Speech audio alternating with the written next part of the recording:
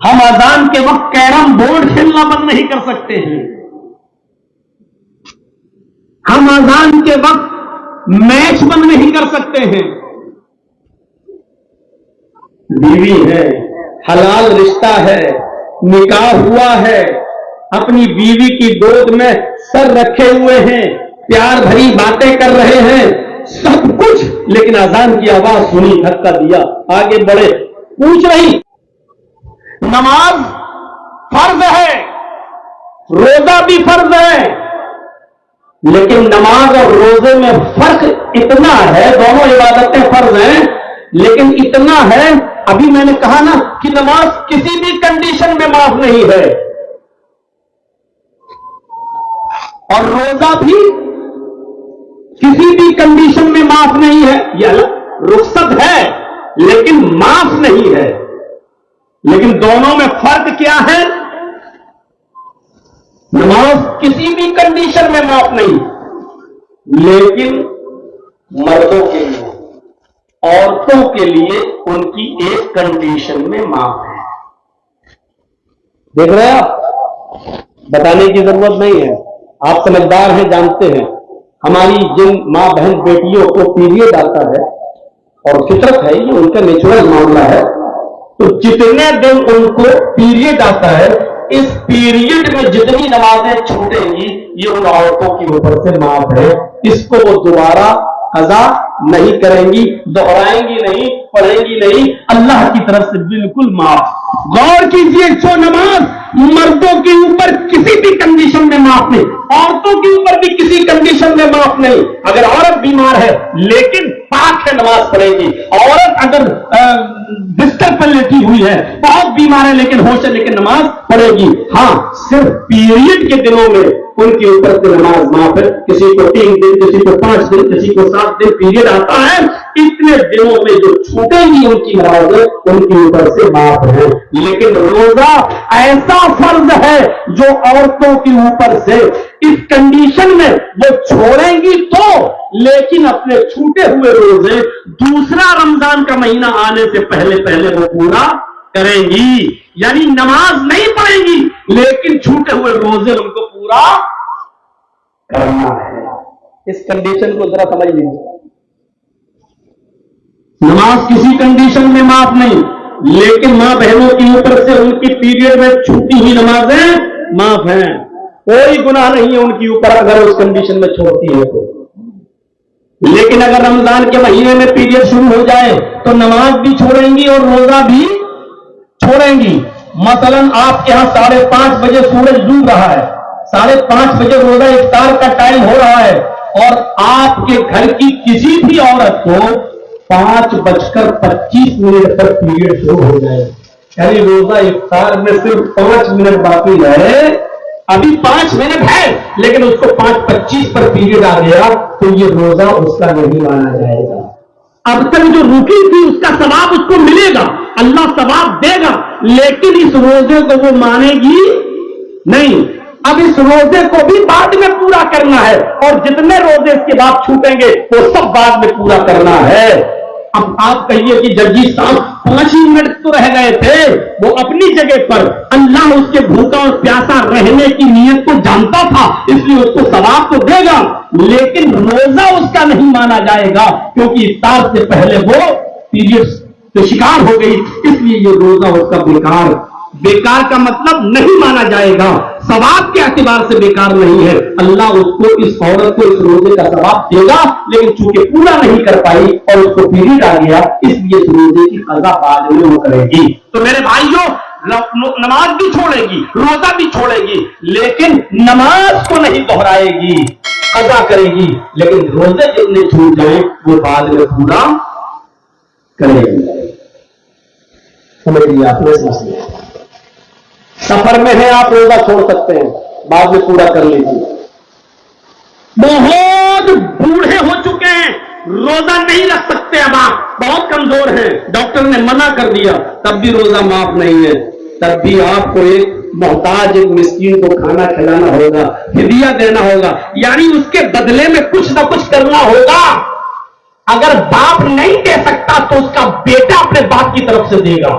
गौर कीजिए मेरे प्यारे साथियों, लेकिन एक मिस्कीन को, एक मोहताज को वो खाना खिलाएगा।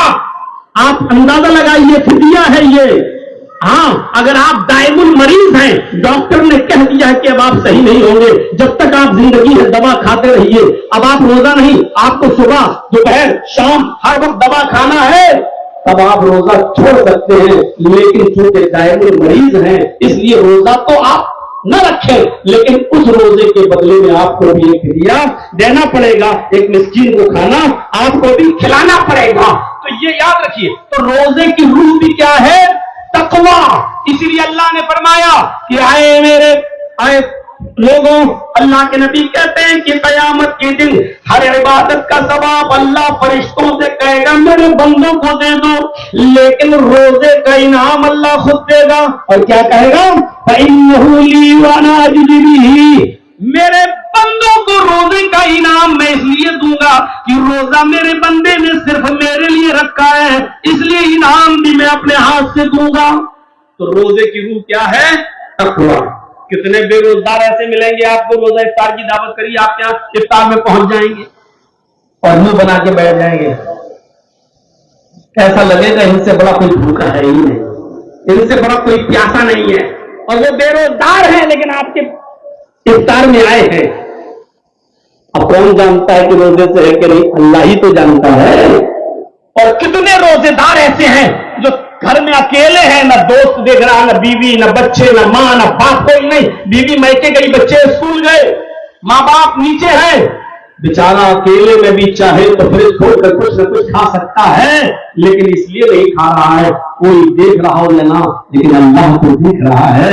यही तकवा है, यही परहेजगारी है। अगर ये रोजे के अंदर से चली जाए तो रोजा भी डेड बॉडी की तरह है, फिर अल्लाह भी उस रोजे की कदर नहीं करेगा जब तक कि तकवा उस रोजे के अंदर मौजूद हुआ।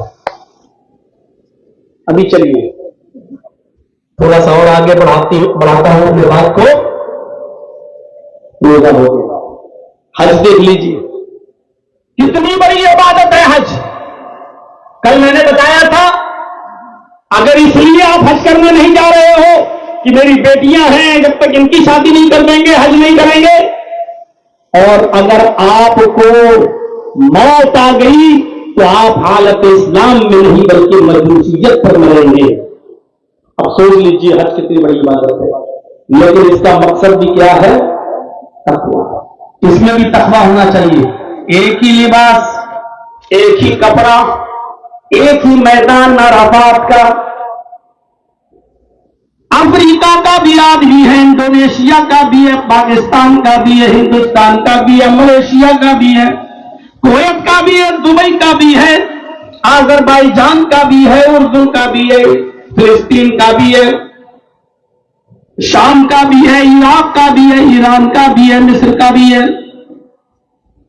दुनिया के चप्पे चप्पे से इंसान आए हुए हैं, सबके पास एक ही कपड़ा है, रंग और नस्ल और जात और बिरादरी को ऊंच नीच को भूले हुए हैं, और एक आवाज में चीख रहे हैं लब्बैक लब्बैक अल्लाहुम्मा लब्बैक ला शरीक लक लब्बैक। और को एक एक जुमले पर लब्बैक लब्बैक, मैं हाजिर हूं, मैं हाजिर हूं, अल्लाहुम्मा लब्बैक, अल्लाह मैं हाजिर हूं। जैसे कोई मुजरिम कोर्ट में आकर अपने आप को सरेंडर करते हुए कह रहा हो कि मैं हाजिर हूं, मैंने सरेंडर कर दिया है, अब मुझे हल्की फुल्की सजा देकर एक जीने का मौका दिया जाए। कोर्ट उसको जेल भेज देता है और फिर वहां से निकाल कर कहता है कि इसको सुधरने का एक चांस दिया जाए। जैसे तुम कोर्ट के आदेश से भाग नहीं सकते हो, हुक्म हो गया है 10 तारीख तक इसको सरेंडर करना है, और अगर इसने 10 तक अपने आप को सरेंडर नहीं किया तो जहां दिखाई दे उसको गोली मारकर खत्म कर दो। तो अब 10 से पहले आदमी अपने आप को सरेंडर कर देता है, ऐसे ही दुनिया के चप्पे चप्पे से आया हुआ इंसान अपने आप को सरेंडर कर रहा है। अरे अल्लाह, मैं अपने बाप से गुनाह छिपा सकता हूं, अपनी बीवी से छिपा सकता हूं, अपने रिश्तेदारों से छिपा सकता हूँ, अपने दोस्तों से छिपा सकता हूँ, लेकिन तेरी नजरों से तो जल नहीं हो। आज हम अपने सर पर गुनाहों की गठरी लाद कर लाए हैं। ऐ अल्लाह, मैंने अपने आप को तेरे आगे सरेंडर कर दिया है, हाजिर हो। आए अल्लाह, मेरे गुनाहों को बख्श दे। ऊपर से आवाज आती है, आए फरिश्तों गवाह रहना, मैंने अपने बंदों की गुनाह को इस तरह माफ कर दिया है, कमा वलदतहा उम्मुहा, जैसा कि इनकी माओं ने आज ही इनको जन्म दिया है, जैसे इनकी माओं ने आज ही इनको पैदा किया है। उधर भी तकवा, एक अल्लाह का डर, एक अल्लाह का खौफ अगर ये निकल जाए, ये खौफ नहीं है। एक पागल और सरखरा पैदल गया था हज करने, याद है ना,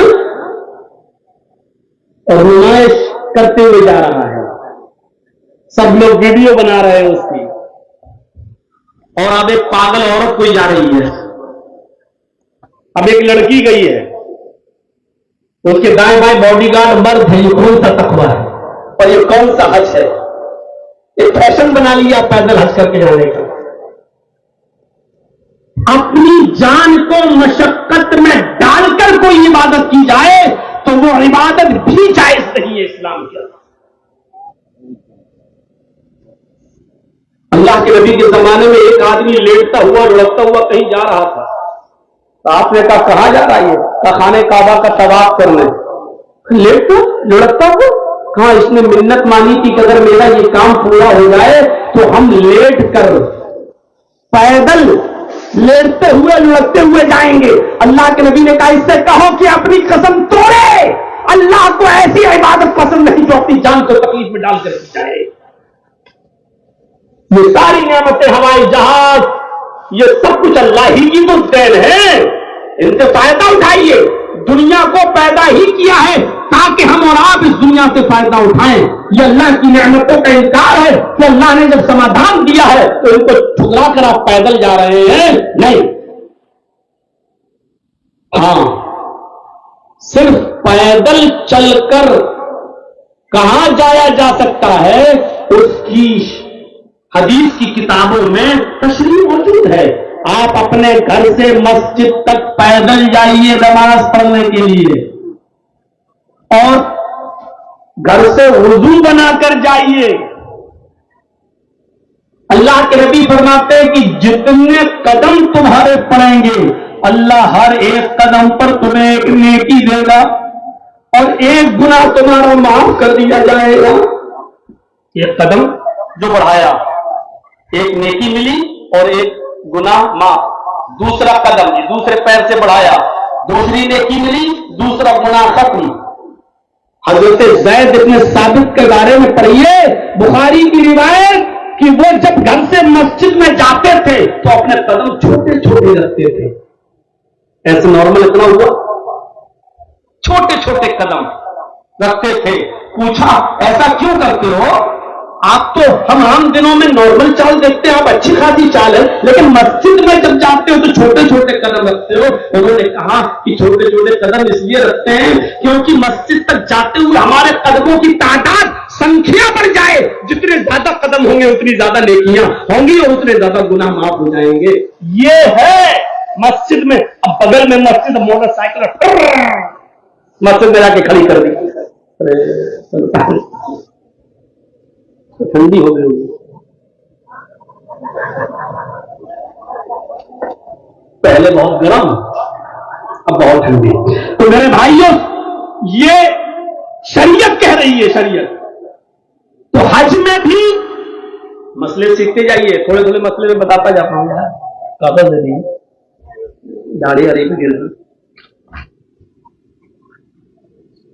इसको वीडियो से काट देना, नहीं तो पूरी दुनिया में वायरल हो जाएगी।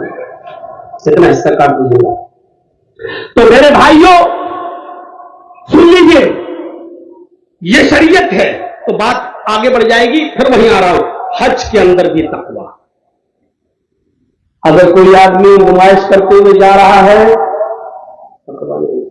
और इस नुमाइश में वो भी शामिल है, आपके यहां होता कि नहीं होता हमें नहीं मालूम। हाजी साहब हज करने जा रहे हैं, रिश्तेदार आ रहे हैं, फूल डाल रहे हैं, माला पहना रहे हैं, गुलाब के फूल लेके आ रहे हैं, हाजी साहब दुआ करिएगा मेरे लिए थी।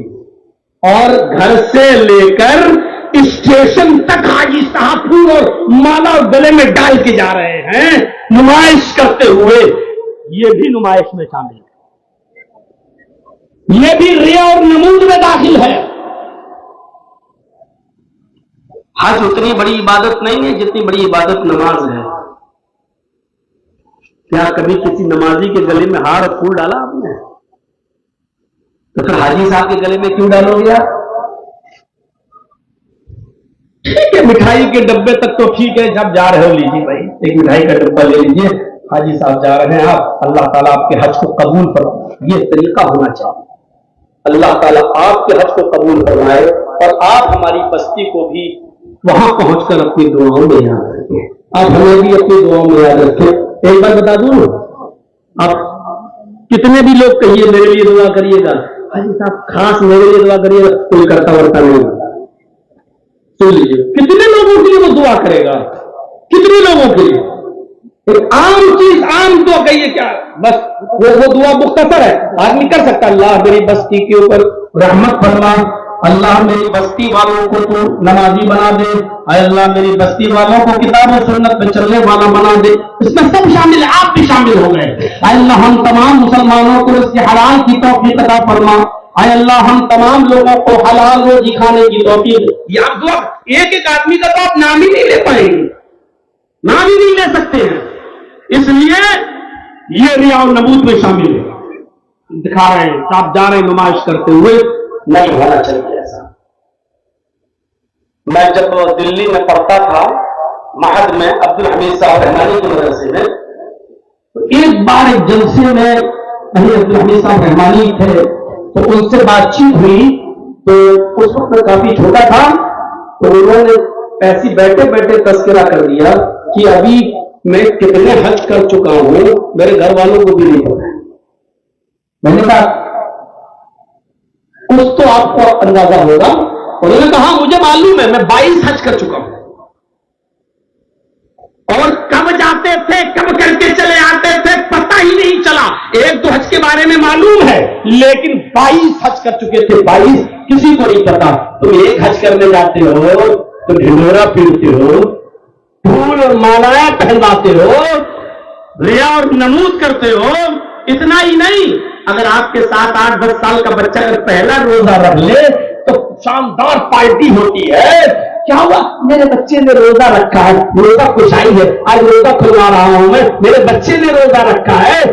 अभी से ही उस बच्चे के अंदर तकब्बुर पैदा कर रहे हैं आप।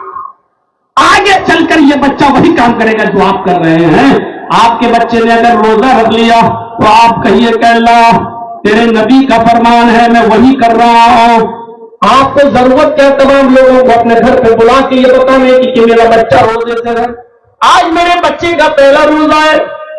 जरूरत क्या है इस बात की कि आपके बच्चे ने कुरान मुकम्मल कर लिया, नाज़रा पढ़ लिया है। अब आप तमाम लोगों को बुलाएंगे आप और अपने घर पे बुला के खाना खिलाएंगे और ये बताएंगे कि मेरे बच्चे ने नाज़रा मुकम्मल कर लिया, या खाना खिलाएंगे इसलिए कि आपके बच्चे ने हाफजा कर लिया है। सुन लो, इस्लाम के अंदर सिर्फ 2 किस्म के खानों की इजाजत है, तीसरे किसी खाने की इजाजत नहीं है, किसी चीज की दावत की इजाजत नहीं है। इस्लाम के अंदर शादी के बाद लड़के को परमिशन है कि वो वलीमा कर सकता है, लड़की वालों को वो भी नहीं। कल मैं बता चुका हूं, लड़के को सिर्फ इतनी इजाजत है कि वो शादी के बाद बीवी के घर पे आ जाने के बाद उससे 2-4 मीठे बोल बोलने के बाद वो जब चाहे तब वलीमा कर सकता है, और वलीमे में उसको इजाजत है कि वो 1000 को खिलाए चाहे 100 को खिलाए, वलीमे की इजाजत है। वो 2 दिन भी खिलाए, 4 दिन भी खिलाए, 7 दिन भी खिलाए, 10 दिन भी खिलाए, उसको इजाजत है। बहुत बड़े पैसे वाले बनते, लड़की वालों की आमद खाओ ना, बहुत ज्यादा दौलत वाले बनते हो ना, बहुत बड़े साहूकार हो तो वलीमा खिलाओ ना, 4 दिन, 5 दिन, 6 दिन, 10 दिन है, आप खिलाइए, कौन मना कर रहा है? लड़के वालों को परमिशन है कि वो वलीमा खिला सकते हैं लड़का। एक खाना ये, और दूसरा खाना अकीके का है, 7वें दिन अकीका होगा और उस दिन आप رشتہ داروں کو بلا سکتے ہیں، لیکن آپ کے اس عقیقے میں غریب لوگوں کا آنا ضروری ہے۔ صرف آپ نے رشتہ داروں کو بلا لیا اور اپنے یار دوستوں کو بلا لیا اور غریب آپ کے یہاں نہیں آئے تو آپ کا عقیقہ نہیں مانا جائے گا، کیونکہ عقیقے کے اندر آپ کے دوست و احباب بھی آئیں گے، رشتہ دار بھی آئیں گے۔ ہاں، آپ کے علاقے میں جو غریب ہیں، مسکین ہیں، ان کو بھی آپ دعوت دیں گے اور وہ بھی آپ کی دعوت میں آئیں گے۔ ان دو کھانوں کے علاوہ تیسرے کسی کھانے کی اجازت نہیں ہے اسلام میں۔ حاجی صاحب حج کر کے آئے، کھانا کھلا رہے، کیوں؟ عبادت تیرے اوپر حج فرض کر لیا، اب تو کھانا کیوں کھلا رہا ہے؟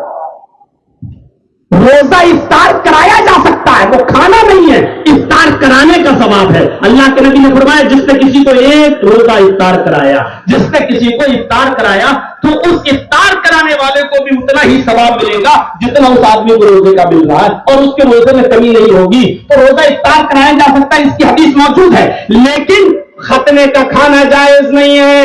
اسی طریقے سے حاجی کو بھی اجازت نہیں ہے کہ وہ حج کر کے آئے پورے محلے کی دعوت دے۔ ہمارے یہاں تو 10-15 سال پہلے ایسا ہوتا تھا کہ حاجی صاحب حج کر کے آتے تھے تو وہ کھانے کی دعوت بھی دیتے تھے، اور حج کرنے کے بعد جب آئیں گے تو پہلی نماز حاجی صاحب پڑھائیں گے۔ ان کو آگے بڑھایا جاتا تھا کہ آپ نماز پڑھائیے۔ کیوں صاحب؟ کہیں نہیں لکھا کہ حاجی صاحب حج کر کے آئیں اور پھر وہ نماز پڑھائیں، کہیں نہیں لکھا کہ حاجی صاحب آئے وہ کھانا کھلائیں۔ میرے بھائیوں باپ کو خوشی میں کھلانا جائز ہے تو خوشی میں تو آپ جب چاہیں تب کھلا دیں، کوئی رکاوٹ نہیں ہے، جب چاہیں تب بلا دیں آپ کھلائیں، لیکن اس کو یہ نہ کہے کہ حج کا کھانا ہے، حج کا کھانا نہیں۔ آپ خوشی سے کچھ لوگوں کو بلا کر جب چاہیں تب آپ دعوت کر لیں، لیکن اس کو حج کا کھانا نہ کہیے۔ تو میرے بھائیوں، یہ ریا نمود میں داخل ہے، یہ عبادت کی روح مٹ رہی ہے اور غیر بودی ہو رہی ہے۔ ایک چیز کی طرف اور اشارہ کروں گا اور آگے بڑھوں گا پھر میں اپنی بات کو۔ نماز ہو گیا، روزہ ہو گیا، حج ہو گیا، قربانی بھی عبادت ہے۔ اللہ کے نبی نے فرمایا جو قربانی کی طاقت رکھتا ہو اور اس کے باوجود وہ قربانی نہ کرے وہ ہماری عیدگاہ میں نہ آئے۔ فلا یقربن مصلانا، وہ لوگ ہمارے عیدگاہ میں نہ آئیں۔ قربانی کی اہمیت بہت زیادہ ہے، لیکن اللہ کے نبی صلی اللہ علیہ وسلم قرآن نے یہاں پر بھی کہہ دیا لن ینال اللہ لحومها ولا دماؤها ولکن ینالہ التقوی منکم۔ لوگوں تم جو قربانی کرتے ہو، قربانی کے جانور پر چھری چلاتے ہو، قربانی کے جانور کا گوشت اور اس کا خون اللہ کو نہیں پہنچتا ہے، وہ اللہ تک نہیں جاتا ہے، بلکہ اللہ تمہارے دلوں کا تقوی دیکھتا ہے۔ وَلَٰكِن يَنَالُهُ التَّقْوَىٰ مِنكُمْ، اللہ خوف دیکھتا ہے کس نیت سے تم قربانی کر رہے ہو، کس دل سے تم قربانی کر رہے ہو۔ اگر آپ نے گاؤں والوں کو دکھانے کے لیے قربانی کی کہ ماشاءاللہ وہ 50,000 کا بکرا لائے ہو، 40,000 کا بکرا لائے ہو، اگر اس نیت سے قربانی کی تو منہ پہ مار دی جائے گی۔ میرے بھائیوں، قربانی کے اندر بھی تقویٰ دیکھا جاتا ہے۔ کوئی بھی عبادت ہے، عبادت کی روح تقویٰ ہے۔ اب یہ میری تمہیدی تقریر کا ایک حصہ ہوا کہ کوئی بھی عبادت اگر آپ کر رہے ہیں اس کی روح تقویٰ ہے، اگر تقویٰ اس کے اندر سے نکل گیا تو عبادت بیکار ہے۔ اب تقویٰ نجی زندگی میں بھی آنا چاہیے، تقویٰ اولاد کے سلسلے میں بھی آنا چاہیے، تقویٰ اپنی بیوی کے سلسلے میں بھی ہونا چاہیے، تقویٰ کھانے اور پینے کے معاملے میں بھی ہونا چاہیے۔ تقویٰ کا موضوع بڑا وسیع ہے، ایک ایک مثال دے رہا ہوں۔ تقویٰ اپنی نجی زندگی میں بھی آنا چاہیے، یعنی خود بھی اللہ سے ڈرنا چاہیے۔ یا ایھا الذین آمنوا قوا انفسکم واہلیکم نارا، یہی آیت پڑھی تھی میں نے خود میں یہ بات۔ یا ایھا الذین آمنوا قوا انفسکم واہلیکم نارا، اے ایمان والو تم اپنے آپ کو بھی جہنم کی آگ سے بچاؤ اور اپنے اہل و عیال کو، اپنی بیوی بچوں کو بھی جہنم کی آگ سے بچاؤ۔ نبی اکرم جناب محمد رسول اللہ کے تقوی کا حال یہ تھا کہ آپ نے اپنی لونڈی کو آواز دی، لونڈی مطلب خادمہ، عرب کے اندر لڑکے اور لڑکیاں بیچے اور خریدے جاتے تھے، تو جو لڑکے خریدے جاتے تھے ان کو غلام کہا جاتا تھا اور جو لڑکی خرید لی جاتی تھی اس کو لونڈی کہا جاتا تھا۔ اللہ کے رسول نے تو کوئی خریدی نہیں، لیکن کسی نے خرید کر نبی کو لونڈی دے دی خدمت کرنے کے لیے کہ تم جاؤ اور نبی کی خدمت کرو، تو وہ لونڈی کہلاتی ہے۔ تو ایک لونڈی تھی اللہ کے نبی صلی اللہ علیہ وسلم کے پاس جو نبی کے گھر کا کام کر دیا کرتی تھی، تو آپ نے اس کو آواز دی اور آپ اپنی بیوی کے گود میں سر رکھ کر لیٹے ہوئے تھے، اور بیوی کا نام غالباً حضرت ام سلمہ ہے۔ میں تھوڑا سا کنفیوز ہوں کہ وہ عائشہ تھی یا ام سلمہ، جہاں تک میرا غالب گمان ہے بخاری کی روایت ہے کہ وہ ام سلمہ تھی۔ تو ام سلمہ تھی، اور میں نے غالباً کہہ دیا، عائشہ بھی ہو سکتی ہیں، لیکن مجھے جہاں تک یقین ہے اور جہاں تک میرا ذہن کام کر رہا ہے تو میں ام سلمہ سمجھ رہا ہوں۔ ام سلمہ کی گود میں سر رکھے ہوئے تھے اور آپ نے آواز دی لونڈی کو، اس نے آواز تو سن لی لیکن آئی نہیں۔ آپ نے دوبارہ آواز دی، اس نے دوبارہ بھی سن لیا لیکن آئی نہیں۔ تیسری بار آواز دی، سن لیا لیکن نہیں آئی۔ آپ نے اپنی بیوی ام سلمہ سے کہا، ام سلمہ جاؤ ذرا دیکھو تو کہاں چلی گئی؟ ام سلمہ نے جیسے ہی گیٹ کھولا دروازہ تو وہ باہر بیٹھی ہے اور بکری کے بچے کے ساتھ کھیل رہی ہے۔ بکری کے بچے کے ساتھ ہوتا ہے، بہت سے لوگ بکری کے بچے کو گود میں لیتے ہیں، کھیلتے ہیں، وہ کھیل رہی ہے۔ تو ام سلمہ نے کہا، تمہیں اللہ کے رسول نے آواز دی، کیا تم نے سنا نہیں؟ اس نے کہا سن لیا تھا۔ کہا تینوں آوازیں سن لی؟ کہا جی۔ پھر تم آئی کیوں نہیں؟ سچ تو بول دیا لیکن پوچھا آئی کیوں نہیں؟ تو سر نیچے کر لیا، کیونکہ کوئی جواب نہیں تھا اور جھوٹ بول نہیں سکتی تھی۔ اگر جھوٹ ہی بولنا تھا تو پہلے کہہ دیتی کہ ہم نے سنا ہی نہیں۔ اس زمانے کی لونڈیاں بھی، کام کرنے والیاں بھی سچ جھوٹ سے اتنی نفرت کرتی تھی۔ کہاں آواز سنی پھر آئی کیوں نہیں؟ سر نیچے کر لیا، کیونکہ جو جواب دیتی وہ جھوٹ ہوتا، جان بوجھ کے نہیں آئی۔ ٹھیک ہے بلا لی، چلو تمہیں اللہ کے نبی بلا رہے ہیں۔ تو اللہ کے رسول صلی اللہ علیہ وسلم نے اس سے پوچھا، کیا تم نے میری آواز سنی؟ حضرت ام سلمہ کہتی ہے کہ اللہ کے رسول، اس نے آپ کی تینوں بار آواز سن لی لیکن پھر بھی نہیں آئی۔ آپ نے کہا ام سلمہ اب تم خاموش ہو جاؤ۔ آئی لونڈی، کیا تم نے میری آواز سنی تھی؟ اس نے کہا جی۔ دوسری بھی آواز سنی تھی؟ کہا جی۔ تیسری بھی سنی تھی؟ کہا جی۔ دیکھ رہے ہیں ام سلمہ نبی کی بیوی ہے، نبی سے کہہ رہی ہے کہ آپ کی آواز سن چکی تھی پھر بھی نہیں آئی۔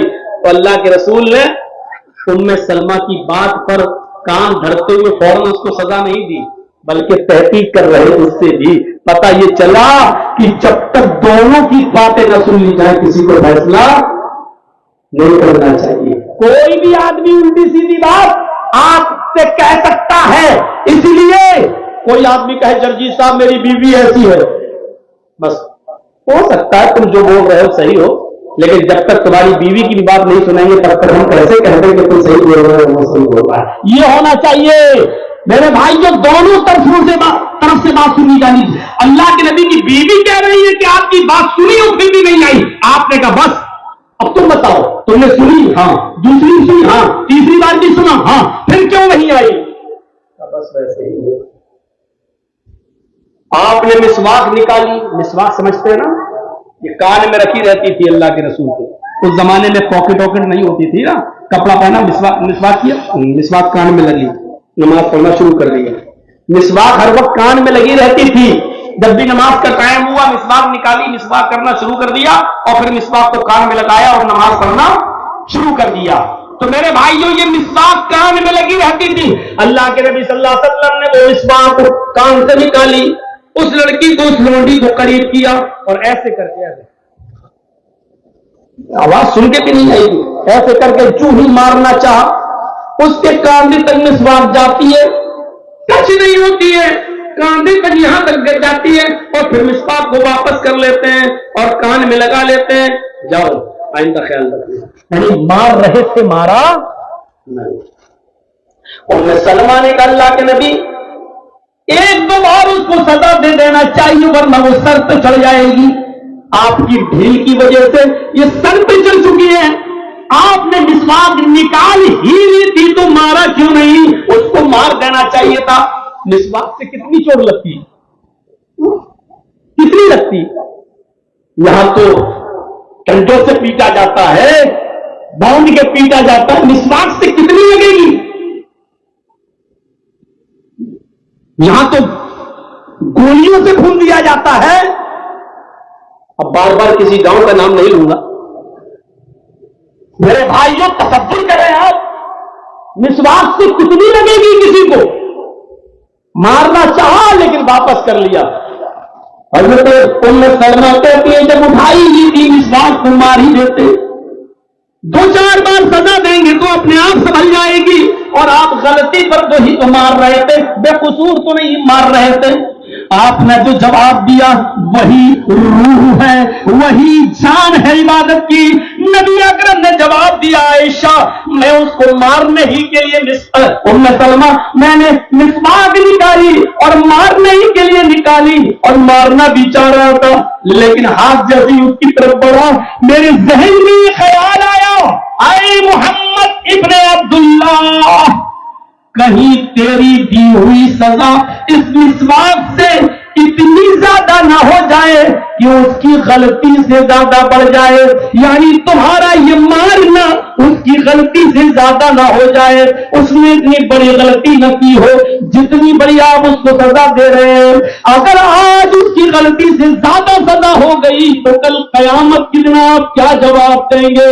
بخاری کی حدیث کے الفاظ یوں ہیں لولا القوت لاوجعتک بهذا السواک. اگر مجھے اللہ کا ڈر نہ ہوتا اس مسواک کو مارنے سے، اگر اس بات کا خوف نہ ہوتا کہ اس کی غلطی سے زیادہ یہ میری سزا ہو سکتی ہے تو آج میں اس مسواک سے اس کو مارتا. لیکن ڈر لگ رہا ہے کہیں میرا یہ مارنا اس کی غلطی سے زیادہ نہ ہو جائے اور قیامت کے دن یہ کہیں میرے اوپر اللہ کی عدالت میں مقدمہ دائر نہ کر دے. یہ اس ہستی کا حال ہے جو جنتی ہے. یہ اس نبی کا حال ہے جس کے لیے ہم ہر نماز کے بعد اذان کے بعد مقام محمود کی دعا کرتے ہیں وَبَعَثْهُ مَقَامًا مَحْمُودًا. یہ اس نبی کا. ایمانداری کے ساتھ بتائیے آپ اپنے ملازمین کے ساتھ کیا کرتے ہیں؟ آپ کے ہاں کام کرنے والے ہوں گے، آپ ان کے ساتھ کتنا ڈانٹتے ہوں گے اور کتنا پھٹکارتے ہوں گے. کہیں اس کی غلطی سے زیادہ تو آپ اس کو نہیں ڈانٹ رہے ہیں. ہر آدمی غور کرے، سوچے، نتیجہ نکالیے میرے پیارے ساتھیوں. یہ تقویٰ تھا نجی زندگی کے اندر. ہماری نجی زندگی کیا کہتی ہے؟ ہماری زندگی میں کتنا تقویٰ آیا ہے؟ ہر آدمی اپنی نجی زندگی کے بارے میں غور کرے کہ اس کی زندگی میں کتنا تقویٰ ہے. پھر قرآن کہتا ہے یا ایھا الذین آمنوا قوا انفسکم واہلیکم نارا. اپنی زندگی میں بھی تقویٰ پیدا کرو، اللہ سے جہنم کی آگ سے بچو اور اپنے بیوی اور بچوں کو بھی جہنم کی آگ سے بچاؤ. آؤ پہلے بچوں سے شروع کرتے ہیں. عمر ابن عبدالعزیز کا زمانہ ہے. ہر آدمی غور کرے، جرجیز بھی اس میں شامل ہے. ہم بھی آج کے زمانے میں ایسا نہیں کر سکتے ہیں. ذرا غور کرو، عمر ابن عبدالعزیز کا زمانہ ہے. عمر ابن عبدالعزیز کی انتقال کا وقت قریب آ گیا ہے. تاریخ خطیب اٹھاؤ، صفت الصفہ اٹھاؤ علامہ ابن قیم الجوزی کی، سنیے. ایسا منظر تمہیں بتانے جا رہا ہوں، اس منظر کو دیکھو گے تو آپ کی آنکھوں میں آنسو ہیں. میرے پیارے ساتھی عمر ابن عبدالعزیز کا زمانہ، وہ عمر ابن عبدالعزیز جو پورے بلاد اندلس کا امیر المومنین ہے، جس کے قبضے میں شام بھی ہے، ایران بھی ہے، بصرہ بھی ہے، کوفہ بھی ہے.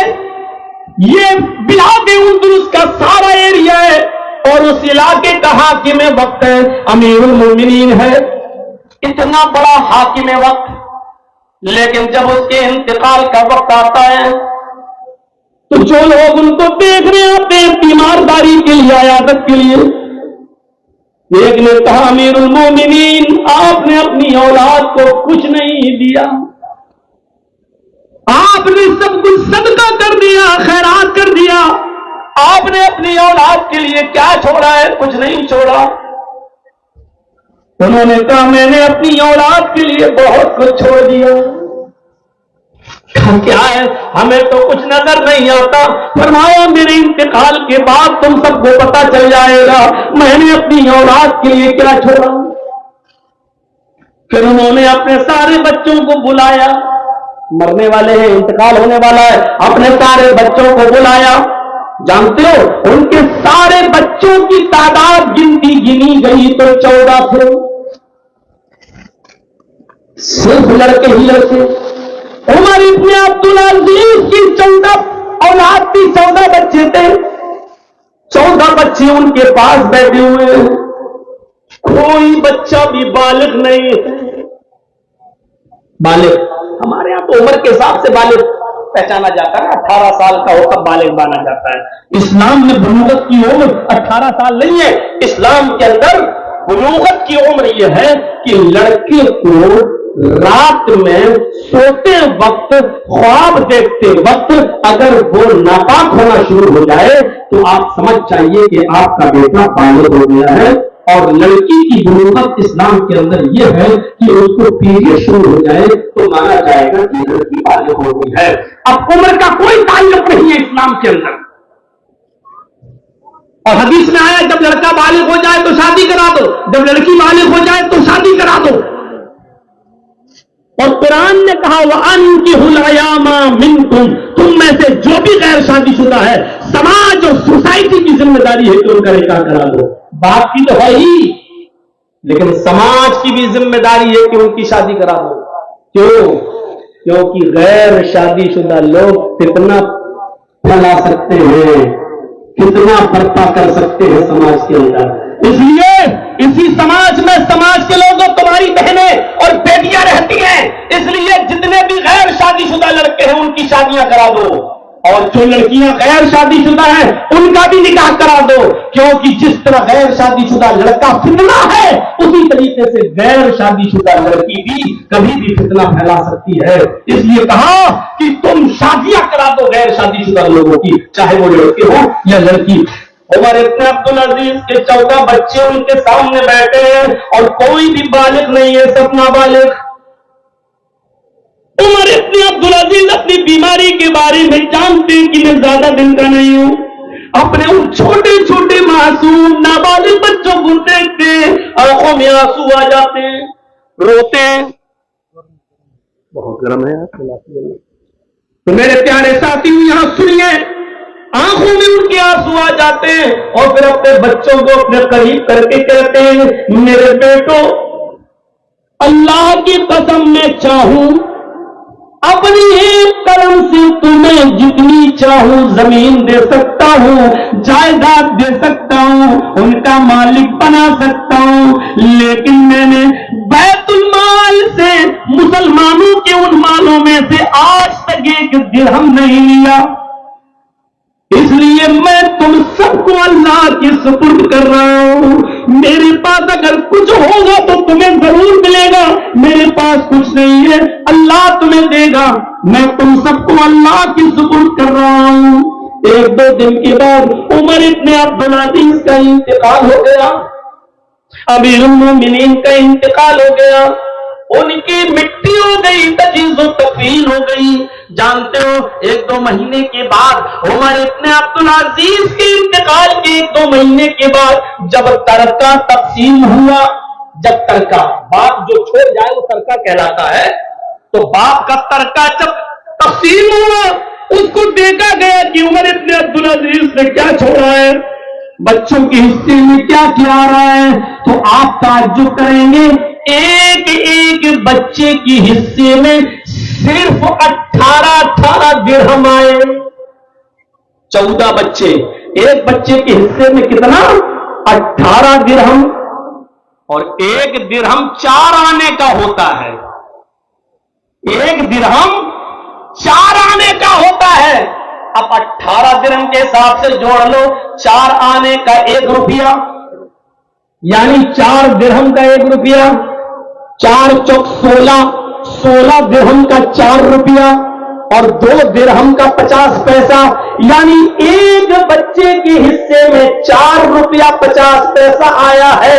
ये उमर इब्न अब्दुल अजीज ने तर्का छोड़ा था कि 14 बच्चों में तकसीम हो रहा है। जब उनका तर्का तो एक एक बच्चे के हिस्से में 4.5 रुपए आ रहे हैं।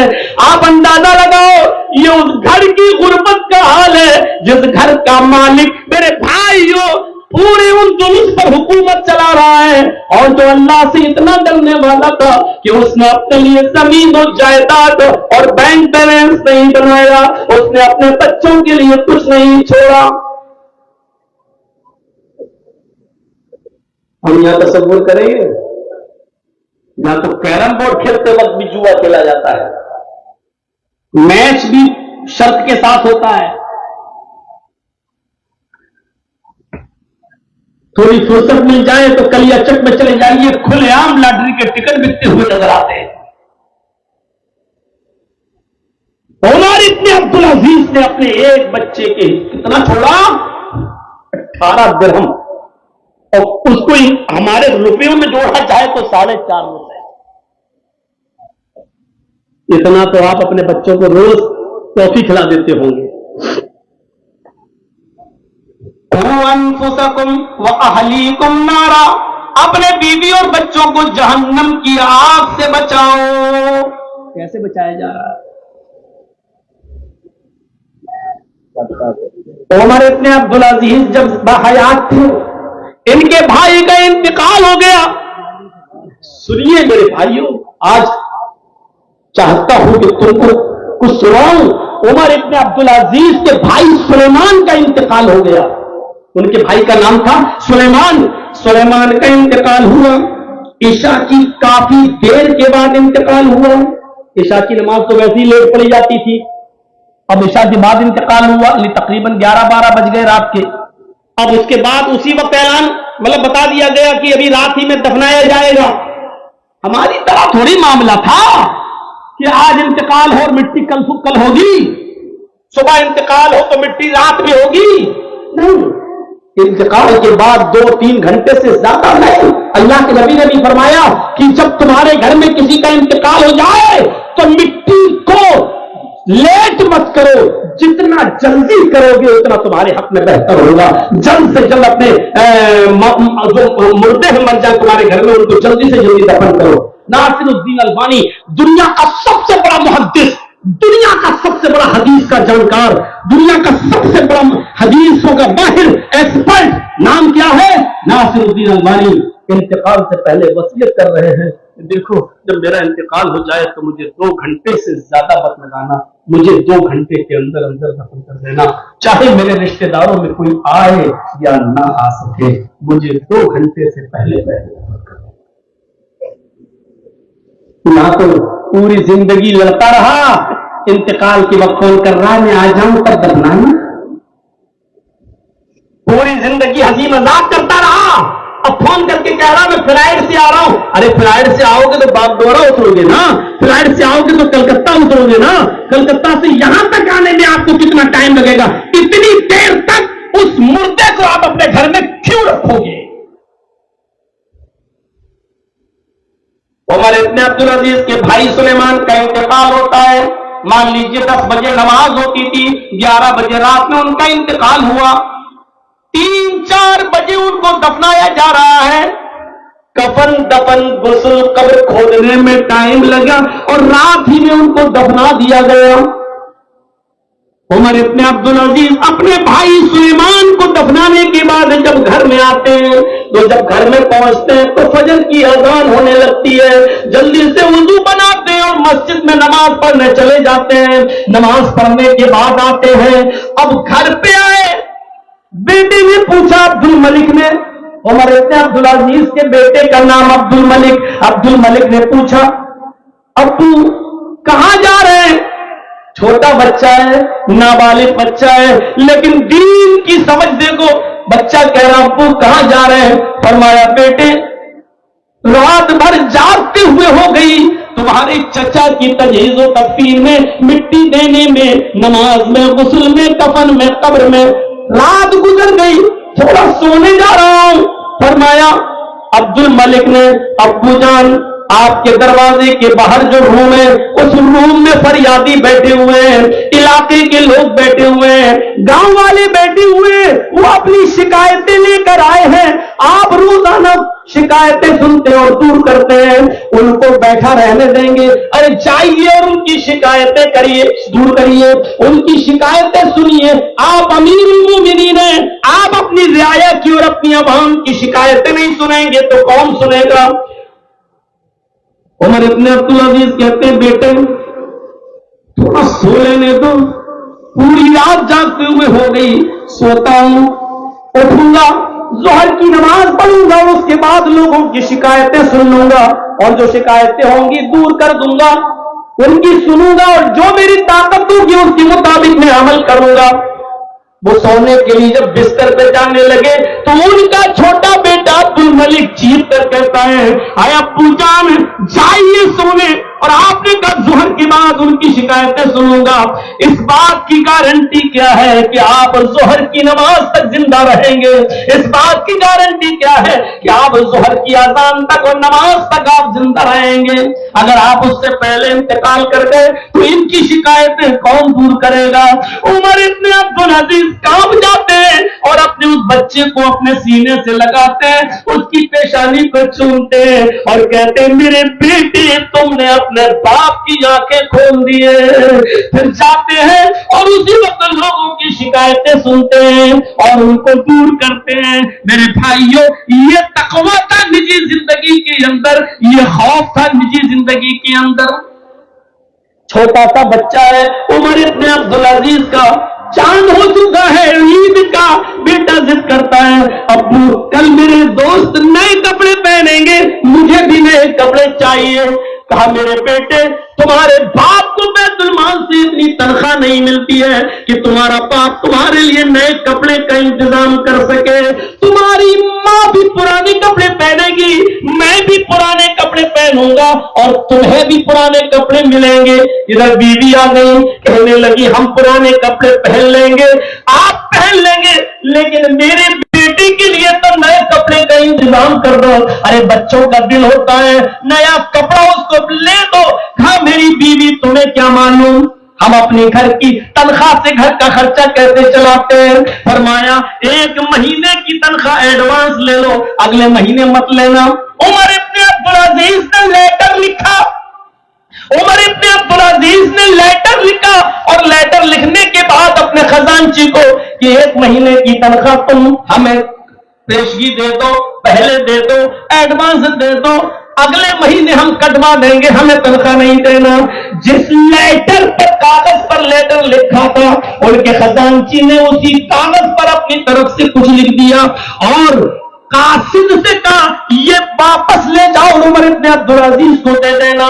جب عمر ابن عبد العزیز کو دوبارہ لیٹر دیا گیا اور انہوں نے کہا تم تنخواہ لے کر نہیں آئے ہو؟ کہا نہیں، آپ کے خزانچی نے لیٹر پر کچھ لکھ دیا ہے۔ اس کو پڑھا تو یہ لکھا تھا امیر المومنین آپ کا حکم سرا ہو پر آپ کے حکم کے مطابق میں قرض دینے کے لیے تیار ہوں، ایک مہینے کی تنخواہ ایڈوانس دینے کے لیے تیار ہوں، لیکن اس بات کی گارنٹی کیا ہے کہ آپ اگلے مہینے تک زندہ رہیں گے؟ اگر آپ کا انتقال ہو گیا تو یہ ایڈوانس تنخواہ جو جا رہی ہے اس کو واپس کون کرے گا؟ جب تک آپ ضمانت ہی نہیں دیں گے آپ کو ایک مہینے کی تنخواہ ایڈوانس نہیں ملے گی۔ عمر ابن عبد العزیز اپنی بیوی کو بلا کر مسکراتے ہوئے کہتے ہیں میری بیوی جس امیر کا خزانچی اتنا ایماندار ہو، اس علاقے کے پریزیڈنٹ کو امیر کو کتنا ایماندار ہونا چاہیے؟ ایک مہینے کی زندگی کی گارنٹی کون دے گا؟ اپنے خزانچی کو۔ او میری بیوی مجھے تو اس بات बात की भी गारंटी नहीं है कि हम कल सुबह उठकर ईद की नमाज भी पढ़ पाएंगे या नहीं पढ़ पाएंगे। फिर कर्ज नहीं लिया, सुबह दुनिया ने देखा कि उमर इब्न अब्दुल अजीज की बीवी भी पुराने कपड़े पहने हुए हैं, और उमर इब्न अब्दुल अजीज के जिस्म पर वो कपड़ा है जिसमें जोड़ लगा हुआ है, ये अमीरुल मोमिनीन है, ये प्रेसिडेंट है, जोड़ लगा हुआ कपड़ा पहनकर ईद की नमाज पढ़ा रहा है। और दुनिया ने देखा कि उमर इब्न अब्दुल अजीज का बच्चा भी पुराने कपड़े पहन कर आया हुआ है। कैसा लग रहा है? इन वाकयात की रोशनी में जरा अपने गरीबानों में झांको। एक ही दिन में डबल इनकम हो जाए, ट्रिपल हो जाए, 4 गुना हो जाए, जो लोग ऐसा बिजनेस कर रहे हैं, जरा वो तसव्वुर करें कैसा लग रहा है। हम जरा सोचे तो सही, ये सूदी कारोबार करने वाले, सूद और ब्याज खाने वाले, अरे रूह क्यों नहीं कांपती अंदर से? तुम्हारा दिल कैसे गवारा कर लेता है कि किसी को 1 लाख रुपए दो और 2 महीने 3 महीने के बाद उससे 1,10,000 या 1,20,000 लो? कैसे जमीन गवारा कर लेता है? दिरहमु रिबा याकुलहु अर्रजुलु वहुवा यअलमु अशद्दु मिन 36 ज़नियतन, रवाहु तिर्मिज़ी। अल्लाह के नबी मोहम्मद रसूलुल्लाह सल्लल्लाहु अलैहि वसल्लम ने फरमाया, सूद, रिबा, सूद, इसके बारे में कि जिसने सूद का 1 दिरहम खाया, अभी बताया 1 दिरहम 4 आने का होता है, 1 रुपया में नहीं, चवन्नी, अब तो नहीं बिकती है। जिसने सूद का 1 दिरहम खाया, दिरहम रिबा, सूद का 1 दिरहम, याकुलहु अर्रजुलु वहुवा यअलम, जिसने खाया जानबूझ करके ये सूद का है। अब सूद मैं बोलूंगा, ब्याज समझ लीजिएगा, इंटरेस्ट। जिसने सूद का 1 दिरहम यानी चवन्नी खाई, ये जानबूझ करके ये सूद का है। धोखे से तो माफ है, लेकिन जानबूझकर जानता है कि ये सूद का है और उसने खाया, तो जानते हो अल्लाह के रसूल क्या कह रहे, उसने कितना बड़ा जुर्म किया। अशद्दु मिन 36 ज़नियतन, 6 और 30, 6 और 30 कितने हुए? 36। अल्लाह के नबी फरमाते हैं कि ये 36 मरतबा जिना करने से बड़ा जुर्म है। कोई शख्स किसी भी लड़की के साथ, चाहे वो बाजारू हो या जिस्म फरोश, 36 मरतबा अगर जिना करता है उसके साथ 36 बार, और सूद का 1 दिरहम खाता है तो 1 दिरहम सूद का नहीं, चवन्नी सूद की, ये 36 मरतबा जिना से भी बढ़। मौलाना क्या हो गया है आज? पूरे इलाके के अंदर सूद भरमार है, उसकी कारोबार हो रहा है सूद का। कितना मुसलमान सूद खाता है? मैं उस लड़के को भी जानता हूं जिसने अपने बाप को पैसा उधार दिया था कर्ज के तौर पर, और 1 साल के बाद जब बाप ने उसका कर्ज दिया, लो बेटा 1 लाख रुपया, तो बेटे ने कहा 1 नहीं 10 लूंगा। कहा तू बाप से भी सूद लेगा? तो बेटे का जवाब यह था, अरे बाप क्या, बाप के बाप से भी लूंगा, तुमको क्या, तुम नहीं दोगे तो तुम्हारे बाप को देना पड़ेगा। सोचता होगा वो बाप, जमीन फट जाती, मैं धस जाता, ऐसी नालायक और कमीनी औलाद का चेहरा नहीं देखता।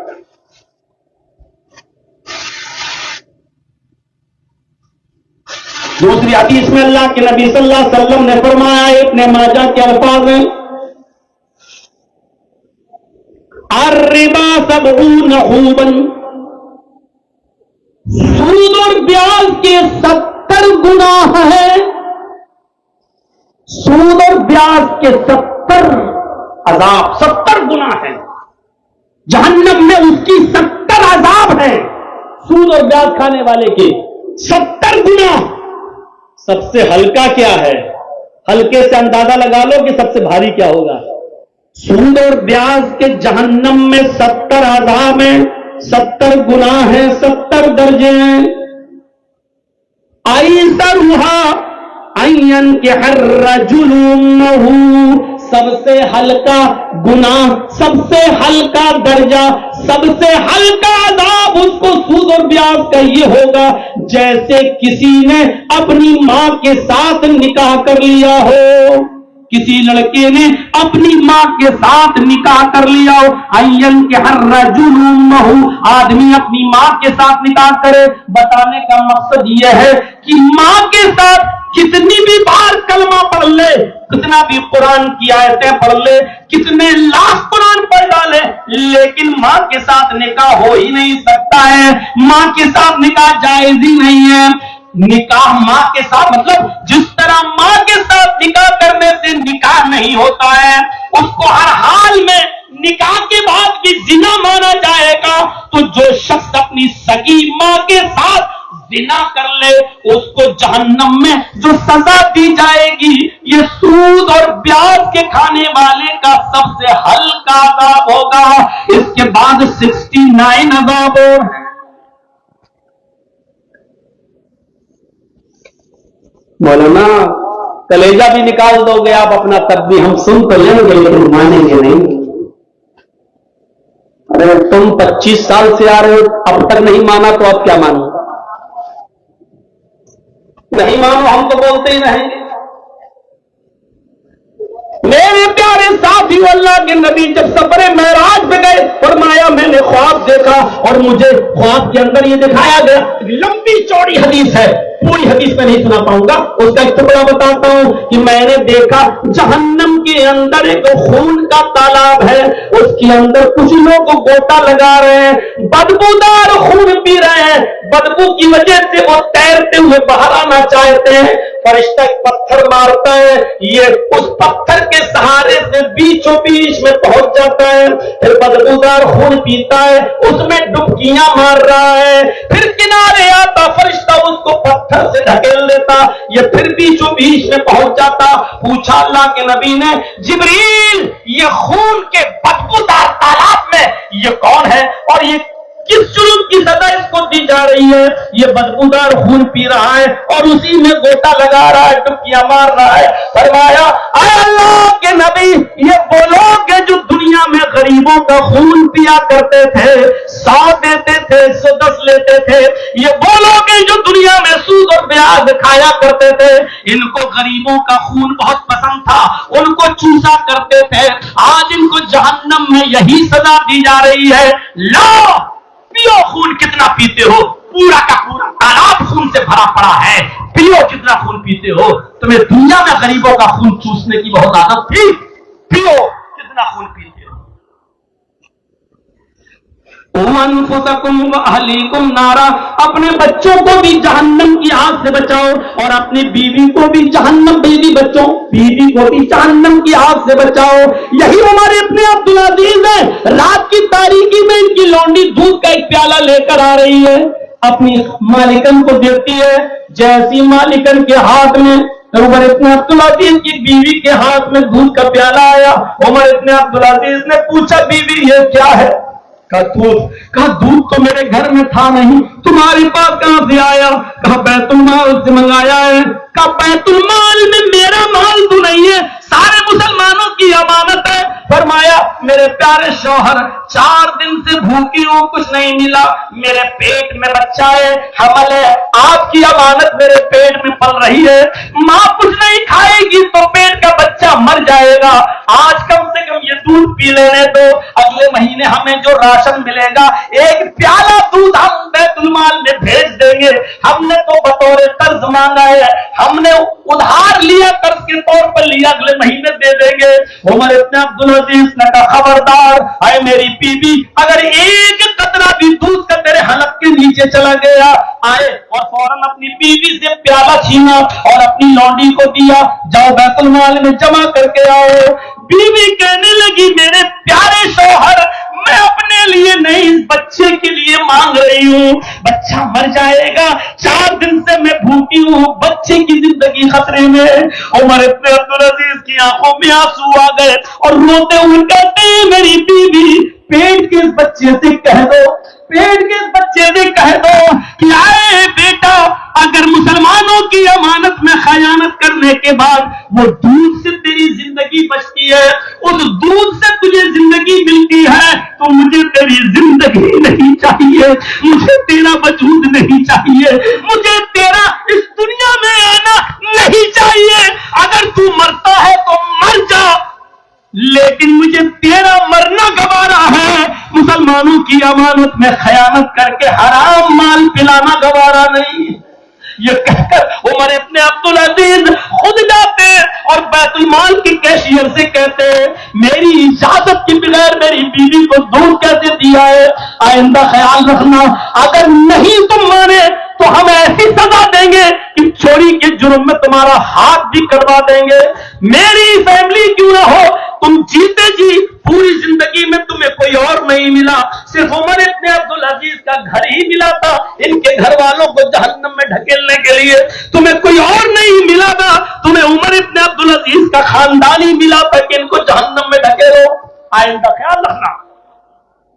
میرے بھائیو، ان واقعات کی روشنی میں ایمانداری کے ساتھ بتاؤ ہم کیسے نظر آتے ہیں، ہماری حالت کیا ہے بتائیے، اور پھر آج ہم تصور کریں، زندگی کو دیکھیں اور دیکھیں کہ ہم کیا کھا رہے ہیں اور کیا پی رہے ہیں اور ہمارا حساب کتاب کیا ہے۔ حالات ایسے، صحابہ کرام کی زندگی پر نظریں ڈالو، یہ کیوں سوچتے ہو کہ اگر ہم یہ نہیں کریں گے تو کہاں سے اللہ نے پیدا کیا ہے، اس دنیا میں اتارا ہے تو رزق دینے کا وعدہ بھی اس نے کیا۔ تم سے زیادہ ایمان تو اس کو تھا، وہ ایک شاعر تھا، شاعر، بہتا ہوا شاعر مرزا غالب، بڑی مشکل سے اس کی نوکری لگی اور پہلے مہینے کی جو سیلری ملی سب کی شراب لے آیا، اور شراب لے کر جب گھر میں گھسا تو بیوی نے کہا اتنی شراب، بولا پہلے مہینے کی سیلری ملی شراب لے آیا، کہا کہ پہلے مہینے کی تنخواہ اور پوری کی پوری کی شراب، گزر بسر کیسے چلے گا گھر کا؟ شرابی ضرور تھا لیکن ایمان دیکھو اس کا، کیا کہتا ہے میری بیوی روزی دینے کا وعدہ تو اللہ نے کیا ہے وہ دے گا، شراب دینے کا وعدہ نہیں کیا تھا وہ میں لے آیا۔ شراب دینے کا وعدہ نہیں کیا وہ میں لے آیا، اور اتنا بڑا پیکڑ تھا شراب کا کہ بیوی لعنت بھیجتی تھی، کمینے ٹائم کی نماز نہیں پڑھتے، میں شرم نہیں آتی، میں کہاں پھنس گئی ہے وہ، تو کہنے لگا کہ چلو جاتا ہوں نماز پڑھنے۔ بیوی دیکھ رہی کہ وضو بنا رہا ہے، آج جا رہا ہے، تو کہتا کہ کہاں جا رہے ہو؟ بیوی نے پوچھا، کہا کہ بیوی آج 2 دن سے شراب ملی نہیں پینے کو، تو کہا پھر جا رہا ہوں مسجد میں نماز پڑھنے۔ چلو اللہ کا شکر ہے سدھر تو گئے، کہا سدھرا نہیں ہوں، مسجد میں نماز پڑھنے کے بعد ہاتھ اٹھا کے دعا مانگوں گا کہ اللہ شراب دے دے، شاید نماز کے بعد اللہ سن لے، اور گیا وہ نماز پڑھنے، عصر کا وقت تھا، 4 رکعت اس کو پڑھنا تھی، 2 ہی پڑھ پایا کہ کسی نے سامنے سے اس کو شراب کی بوتل دکھا دی، اس نے 2 ہی میں سلام پھیر دیا، السلام علیکم رحمۃ اللہ، سلام، بھاگا اور بوتل لے لیا، اور پھر گھر آیا، بیوی نے کہا واہ نماز پڑھتے ہی تمہیں شراب بھی مل گئی، سن لیں، کہا بیوی خوشی کی بات تو یہ ہے کہ اللہ نے 2 ہی رکعت میں سن لی، تو ہم نے 4 پڑھی بھی نہیں، میرا رب اتنا مہربان، اس نے 2 ही में सुन ली। जब 2 ही में हमने हमारी दुआ सुन ली तो 4 पढ़ने की जरूरत क्या थी? ऐसे ऐसे लोग इस दुनिया में गुजरे। तकवा की जिंदगी अपनी भरिए, अपनी जिंदगी में तकवा लाइए। मेरे भाइयों, उमर इब्न अब्दुल अजीज से सीखिए तकवा क्या होता है, और अल्लाह के रसूल सल्लल्लाहु अलैहि वसल्लम से सीखिए कि तकवा क्या होता है। हजरत अबू बकर से सीखिए। एक गुलाम ने खजूर लाया, खिला दिया, अबू बकर सिद्दीक ने खा लिया। गुलाम ने पूछा, रे ये क्या है? रोजाना पूछते थे कहां से लाए, जब मैं बताता था तब खाते थे, आज पूछा ही नहीं कि आज भूख ज्यादा लगी थी इसलिए मैं खा गया। कहा रोजाना कमा के लाते थे, आज भी कमा कर लाए होंगे? तो कहा कि आज ही कमा कर नहीं लाया हूं, रोजाना तो मेहनत करके लाता था, आज मेहनत नहीं किए। फिर अरे वो किसी दोस्त की बीवी को मैंने देखा, उसका पेट बड़ा था, तो मैंने उसको देख के कहा कि भाभी को बेटा होगा। हालत गड़ी थी मैंने। तो उससे पूछा था मुझसे मेरे दोस्त से, तुम्हें कैसे मालूम कि बेटा होगा? तो कहा मैं तो पेट देख के बता देता हूं कि बेटा है, मैं बहुत पहुंचा हुआ हूं। ये मैंने 1 महीना पहले अपने दोस्त से कहा था, आज मेरे दोस्त को बेटा ही हुआ है, उसकी बीवी को। तो आज वो खजूर लेके आया और रास्ते में मिल गया, देने लगा, कहने लगा, अरे भाई तुम तो बहुत पहुंचे हुए हो, तुमने 1 महीने पहले बेटा बताया था, आज बेटा ही हुआ मेरे घर में। वाकई तुम यार पेट देख के बता देते हो, तुम तो बहुत माहिर आदमी हो। अब उसने दिया खजूर, तो मैंने ले लिया और मैं लाया, वो आपने पूछा नहीं, वो खा लिया। तो कहा कि तुम्हें मालूम था उसके पेट में लड़का है? नहीं, ये किसको मालूम? फिर अरे मैंने तो धूल में लाठी मारी, निशाने पे लग गई, मैंने तो ऐसे ही कह दिया था, उसको हो गया। हमारे हजरत अबू बकर सिद्दीक ने कहा ये तो हराम है, मां के पेट में बेटा है बेटी तो सिर्फ अल्लाह जानता है। फिर अरे अल्लाह की बात आप लोग कर रहे हैं, हम तो भाई मोमिन नहीं, हम तो हमें मिला, हम ले आए। अबू बकर सिद्दीक ने कहा कि मैं तो खा लूं, ये तो हराम था। तो कहा आप समझे, का पानी लाओ, पानी पियाओ। वो 1 खजूर खाया था जिंदगी में, वो भी धोखे से। पानी पिया, बुखारी की हदीस के अल्फाज, 3 उंगली नींबू में करके कुल्ला किया, फिर पानी पिया, फिर उंगली डाली और फिर थूका, फिर पानी पिया और फिर उंगली डालकर कह किया। उस वक्त तक पानी पीते गए और कह करते गए जब तक कि यकीन नहीं हो गया कि जितना खाया था खजूर सब निकल गया होगा। उसके बाद कहा जो हराम का एक लुकमा खाता है, अल्लाह ताला उसके दिल पर एक स्याह नुक्ता बिठा देता है। स्याह नुक्ता, स्याही का हल्का सा, अगर वो तौबा कर लेता है तो वो नुक्ता मिट जाता है, वो धब्बा मिट जाता है, और अगर वो तौबा नहीं करता तो ये धब्बा फैलता रहता है, बड़ा होता रहता है, और एक वक्त आता है पूरे दिल को काला कर देता है। और जब इंसान का पूरा दिल काला हो जाता है तो उसको फिर परवाह नहीं होती कि ये माल जो मुझे मिला है ये हलाल का है या हराम का है। आने तो जैसा भी आ रहा है, अल्लाह के नबी ने फरमाया याती अलन्नास ज़मान ला युबालिल मरऊ अखज़ अमिनल हलाल या मिनल हराम। एक जमाना ऐसा आ जाएगा कि लोगों तुम देखोगे कि लोग इतने मदहोश हो जाएंगे, उनको इस बात की परवाह भी नहीं होगी कि हमारे पास जो माल आ रहा है वो हलाल का माल है या हराम का, उनको इस बात की परवाह ही नहीं होगी।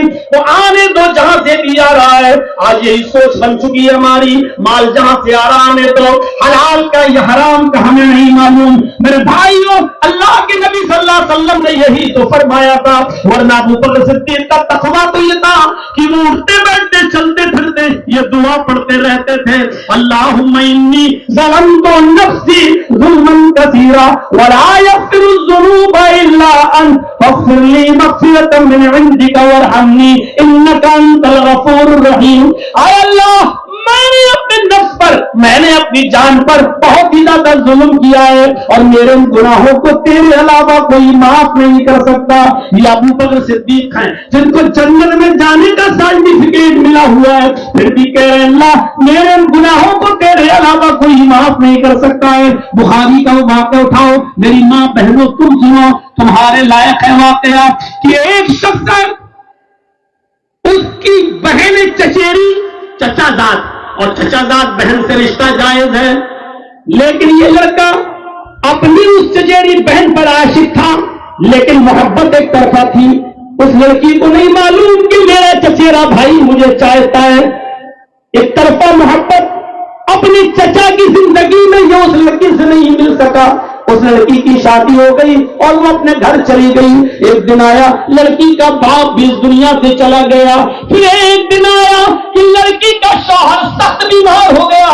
ان کے گھر کھانے کے لالے پڑنے لگے, دوا کا پیسہ نہیں ہے. وہ اپنے چچیرے بھائی کے پاس آتی ہے اور کہتی ہے میرے چچیرے بھائی یا اپنا میری کچھ مدد کر. اے میرے چچا کے بیٹے, تیری بہن اس وقت بہت پریشان ہے, باپ کا انتقال ہو چکا ہے, میرا شوہر بستر پر لیٹا ہوا ہے, اٹھنے کے قابل نہیں ہے, میرے بچے بھوکے ہیں, میری کچھ مدد کر دے. اس نے آج اپنے دل کی بات کہہ دی کہ آئے میری چچیری بہن, ہم تم کو بہت دنوں سے چاہتے ہیں, اپنے چچا کی زندگی میں ہم اپنا پیار کا اظہار نہیں کر پائے, مجھے آج بھی تمہاری ضرورت ہے.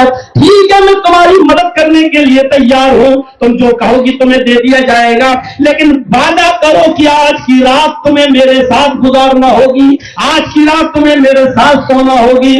اس کی نظر بچوں پر گئی, لیٹے ہوئے بستر پر لمبے لمبے اپنے شوہر کی طرف گئی. اللہ, کون سی امتحان میں تو نے مجھے ڈال دیا ہے, اس کے پاس آئی تو رات میں سونے کی بات کر رہا ہے. اگر اس کی بات نہیں مانتی تو میرا شوہر بیمار, میرے بچے بھوکے, میں کیا کروں؟ نہ چاہتے ہوئے بھی اس نے وعدہ کر لیا. ٹھیک ہے, اگر تیری یہی شرط ہے تو مجھے اپنے شوہر کی جان بچانے اور بچوں کے پیٹ پالنے کے لیے تیری یہ شرط منظور ہے, تو مجھے کچھ درہم دے دے, مجھے کچھ دینار دے دے, ہاں آج کی رات میں تیرے پاس آ جاؤں گی. اس نے خوشی خوشی دے دیا. یہ گھر چلی گئی. چونکہ شوہر بیمار تھا, وہ سویا, اس نے بچوں کو بھی کھلایا پلایا اور سلا دیا. جب رات پوری طرح چھا جاتی ہے تو یہ گھر چھوڑ کر آتی ہے اور اپنے چچیرے بھائی کے پاس آتی ہے. دروازہ کھٹکھٹاتی ہے, دروازہ کھولا, اس نے اپنی بہن چچیری بہن کو دیکھا, اندر آنے کو بولا, یہ اندر جاتی ہے. اس نے کہا ادھر بستر پر آؤ, لیکن یہ لڑکی ڈر رہی ہے, یہ کانپ رہی ہے, یہ تھرا رہی ہے, اس کے ہاتھ ہل رہے ہیں. اس نے ہاتھ پکڑ کے کھینچنا چاہا, اس لڑکی نے اس کے ہاتھ کو ہٹاتے ہوئے کہا اتق اللہ یا ابن عم, آئے میرے چچا کے بیٹے, اللہ سے ڈر جا, اللہ کا خوف اپنے اندر پیدا کر. حرام ہوں میں تیرے لیے, میں تیرے بہنوئی کی عزت ہوں, آج تک میں نے امانت میں خیانت نہیں کی ہے, میری مجبوری مجھے یہاں کھینچ کے لے آئی ہے. ارے تو اللہ سے ڈر جا, جہنم کے فرشتے ہمارے انتظار میں ہوں گے, قبر کے فرشتے ہمارے انتظار میں ہوں گے. چند منٹوں کی لذت, چند منٹوں کا تلذذ, چند لمحوں کا انجوائے پوری زندگی کو کیوں تار تار کر رہا ہے, کیوں عذاب دار بنا رہا ہے. اللہ سے ڈر جا. اتق اللہ یا ابن عم, اے چچا کے بیٹے میرے قریب مت آ, اس مہر کو مت توڑ جو اللہ نے تیرے لیے حرام کر دیا. اتنا کہنا تھا, اس کا دل کی کانپ گیا. دل سے جو آہ نکلتی ہے وہ اثر رکھتی ہے, پر نہیں طاقت پرواز مگر رکھتی ہے. یہ بات دل سے نکلی تھی, اس نے فوراً چھٹکارا دے دیا. اے میری کزن سسٹر, میری بہن, اچھا تو ایک گناہ پر اتنا ڈر رہی ہے, حالانکہ وہ گناہ ابھی تجھ سے ہوا بھی نہیں, ابھی تو نے وہ کام کیا بھی نہیں, پھر بھی اتنا ڈر رہی ہے. ہائے میری تباہی, ہائے میری بربادی, میری تو پوری زندگی گناہوں میں گزر گئی. جا, میں نے تجھے چھوڑ دیا اور وہ قرض بھی ہم نے معاف کر دیا تیرے اوپر, اور مدد کر رہا ہوں. اس نے تھیلی کھولی اور بھی مدد کر دی اور کہا جا. جب وہ دروازے پہ پہنچی تو یہ کہنے لگا, آئی میری بہن, کل قیامت کے دن جب اللہ مجھے میرے گناہوں کی سزا دیتے ہوئے جہنم میں ڈالے تو وہاں کھڑی ہو کر اتنا ضرور کہہ دینا کہ اللہ, جب میں نے کہا اس سے اتق اللہ, اللہ سے ڈر, تو فوراً یہ تیرے خوف سے ڈر گیا, تجھ سے ڈر گیا, اور تیری خوف کی وجہ سے, تیرے ڈر کی وجہ سے اس نے مجھے نہیں چھوڑا. اتنی گواہی دے دینا اللہ کے سامنے, شاید تیری اس گواہی کی وجہ سے اللہ مجھے بخش دے, اللہ مجھے اوپر رحم کر دے اور اللہ مجھے جنت میں داخل کر دے. ठीक है, और ये चली गई। मेरे भाइयों, उस जमाने की लड़कियों पर नजरें डालो, करीब पहुंच चुकी है, मजबूरी भी है, कांप रही है, थर्रा रही है। तक़िल्लाह है अपना, आए मेरे चचेरे भाई, अल्लाह से डर जा। कैसी पाक बाज औरतें थी, अल्लाह से कितना डरा करती थी। मेरी कौम की बेटियों, मेरी कौम की बच्चियों, आज तुम्हें क्या हो गया है? आज तुम किस किस तरीके की बेपर्दगी का मुजाहिरा कर रही हो? आज तुम टिकटॉक पर, इंस्टाग्राम पर किस किस तरीके से वीडियोस बना रही हो? आज तुम्हारी शर्म हया कहां चली गई? कल तक तुम्हारे खूबसूरत चेहरों और गालों को आसमान की निगाहों ने भी नहीं देखा था। आज जो चाहे तुम्हें देखता फिर रहा है, जो चाहे आज तुम्हारे हुस्न और तुम्हारे चेहरे की खूबसूरती को देखता है। मेरे बहनों, मेरी कौम की बच्चियों, अपने आप को अल्लाह से डरने वाली बनाओ। हज़रत फातिमा की तरह पर्दा अपनी जिंदगी में पैदा करो। अबू दाऊद की उस रिवायत पर नजर उठाओ कि एक औरत थी जिसका बेटा मैदानी जंग में लड़ रहा है और लड़ते लड़ते शहीद हो गया। किसी ने खबर दी कि तेरा बेटा मैदानी जंग में कत्ल कर दिया गया। उसने चादर ओढ़ी, हाथों में ग्लव्स पहने, पैरों में सॉक्स मोजे और मैदानी जंग की तरफ भाग गई। कहने लगी, मेरा बेटा कहाँ है? लोगों ने पूछा, तुम कौन हो? मैं हल्लात की माँ हूँ। मेरा बेटा मैदान में जंग में शहीद हो गया, उसी को देखने आई हूँ। अपने बेटे को देख रही है। लोगों ने कहा, तेरा बेटा कत्ल हो गया और तू चेहरा छिपाए हुए, हाथों में पर्दा, पैरों में मोजे, हाथों में सॉक्स, हाथों में ग्लव्स और पैरों में सॉक्स, ये सब पहने हैं। कैसे अपने बच्चे को देख पाएगी? तेरी सिर्फ एक आंख खुली है, दूसरी आंख बंद है, और तू सही से अपने बेटे का दीदार कैसे करेगी? कम से कम चेहरा खोल कर तू अपने बेटे को देख ले। उसने कहा, अरे मोहम्मद के साथियों, तुम मौजूद हो, तुम्हारी मौजूदगी में मैं चेहरा कैसे खोलूं? तुम इस हाल में ये देख रही हो? अरे औरतें तो पागल हो जाती हैं अपने बच्चे की मौत की खबर सुनकर, और तुम इस हाल में भी इतना पर्दा किए हुए हो। कहने लगी, आए मोहम्मद के साथियों, मैंने अपना बेटा खोया है, अपनी हया नहीं खोई। मैंने अपना बेटा खोया है, अपना पर्दा नहीं खोया। मैंने अपना बेटा खोया है, अपनी शर्म नहीं खोई। मेरे बेटे का जनाजा निकला, हम अपनी शर्म हया का जनाजा क्यों निकालें? ये कौन सा पर्दा था? इस हाल में भी वो कह रही है कि मैं अपने बेटे को खोया है, पर्दा नहीं खो सकती हो, मैं अपने पर्दे का जनाजा नहीं निकाल सकती हो। ये चंद बुनियादी बातें तकवे के ताल्लुक से हमने आपके सामने रखी है। उठने से पहले थोड़ा सा एक रिक्वेस्ट है मेरी, ये मस्जिद का काम है आपका, जो यहाँ हो रहा है। हमने जिंदगी में कभी चंदा वंदा किया है नहीं, न मैं जानता हूँ चंदा क्या होता है। एक दो बार मैंने निकला हूँ अपने इलाके की मस्जिद के लिए और कभी मदरसे के लिए, लेकिन अब वो काम पूरा हो चुका है, इसलिए आता भी नहीं हूँ। तो मेरे प्यारे साथियों, आपसे गुजारिश है, हमारे सरदार साहब से कहा कि मौलाना लास्ट में थोड़ा सा आप हमारे मस्जिद के लिए कलेक्शन कर दीजिए। 25 साल से आप मुझे बुला रहे हैं और इतनी मोहब्बत आप कि मेरे बगैर आप कोई जलसा नहीं रखना चाहते हैं। आज भी कुछ लोग हमारे पास आए, मुजफ्फर स्टैंड से ताल्लुक रखते हैं और फरवरी में डेट मांग रहे थे। मजबूरी है मेरी कि मेरी फरवरी में नहीं, और यहाँ से अब मेरा आज प्रोग्राम खत्म, कल किशनगंज में, परसों बस 2 दिन घर पे रहूंगा और तीसरे दिन के लिए फिर मैं निकल जाऊंगा बीजापुर, सिरसी और बैंगलोर और कर्नाटक के दौरे पर मेरा सफर। तो मेरे भाइयों, थोड़ी देर 12:30 हो रहा है, 12:40 तक मैं आपके स्टेज पर बैठा हुआ हूं और आप मोहब्बत मुझसे करते हैं